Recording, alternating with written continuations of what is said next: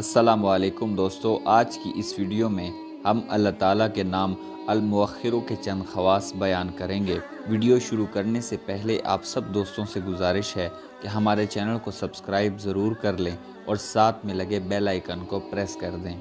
جو شخص کثرت سے المؤخروں کا ورد رکھے گا اسے انشاءاللہ سچی توبہ نصیب ہوگی۔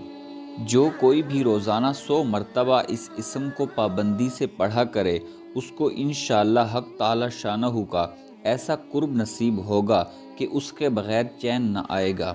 علماء کرام فرماتے ہیں کہ اسم المقدم اور المؤخر کو ایک ساتھ پڑھتا رہے، جو کوئی مشکل پیش آئے تو 21 بار اس اسم کو پڑھے، انشاءاللہ مشکل آسان ہو جائے گی۔